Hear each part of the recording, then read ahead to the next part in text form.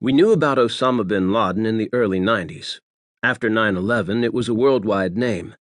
I believe that type of thing can and will happen in the cyber environment. And I think after it does, people will start to pay attention. Sean Henry, the FBI's former head of cybercrime. Black Hat Conference, opening keynote 2012. Chapter 1. Friday evening, Maryland-Washington, D.C. border. Etsy Miller instinctively ducked down into his seat. "Max, what the hell's going on?" he yelled. More gunshots rang out from behind and left a series of cracks in the windshield above him. He nervously looked over at Max, who appeared to be fading in and out of consciousness at the wheel.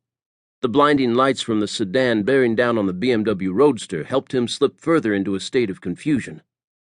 I don't know," Max said. Blood flowed down the side of his face, and he struggled to speak. "I think I'm gonna—" The car began to drift toward oncoming traffic on Wisconsin Avenue, just south of Bethesda, Maryland. Miller's eyes widened when he saw his friends were closed. He watched Max's head bounce like a bobblehead toy and sensed the car taking the path of least resistance over the uneven pavement. "What the fuck?" he screamed. "Max, are you okay? Max!" Miller felt the BMW begin to accelerate and could see that the weight of Max's leg was bearing down on the pedal. He pushed his blood-soaked companion against the driver's side door and peered over the dashboard into the oncoming headlights. "Shit!" he shouted, and jerked the wheel to the right, narrowly missing a head-on collision. A cacophony of horns erupted, followed by more gunshots which peppered the windshield with holes. The vehicle continued to accelerate. Miller's floppy brown hair whipped into his eyes, making it all the more difficult to see in the chaos of the night. He tried in vain to release the accelerator, but there wasn't enough room to maneuver in the confines of the compact two-seater. He was forced to steer through traffic recklessly and cower as low as he could in the speeding death trap. More gunshots spat out from behind. Miller's heart pounded in his chest, and his breath quickened. If he slowed the car down, he was a dead man, but if he didn't, the outcome would be no different. Why the hell is this happening to me? He saw a large Neiman Marcus sign come into view on the side of a building above and made a split-second decision. A sharp pull on the stick shift put the car in neutral and sent the engine into a deafening whine. He strained to reach the brake pedal with his left hand and quickly jerked the steering wheel to the right.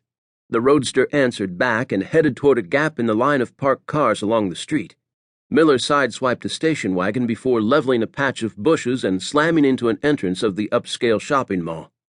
What panes of glass hadn't already been broken by the car's impact were shattered in a hail of bullets. There were screams. Dazed, Miller looked over at the driver's seat and saw Maximilian Soler motionless, covered with blood. If he jumped over the door, he could make a quick exit, but he thought better of exposing his tall, lanky body to the gunman. Instead, he fumbled to find the handle to open the car door, pulled it, and kicked the door open with his foot. Silence. "I'd better go now." He darted toward the gap in a shattered glass door, severe pain shooting through his ribs. He steadied himself on the frame and negotiated the shards of broken glass littering the floor. A jagged edge sliced deep into the palm of his hand, but a combination of fear and panic masked the pain. If he wanted to stay alive, Miller needed to find somewhere to hide. To keep listening to this audiobook, I've left you a link in the description so you can do it, at no cost thanks to Audible's 30-day free trial.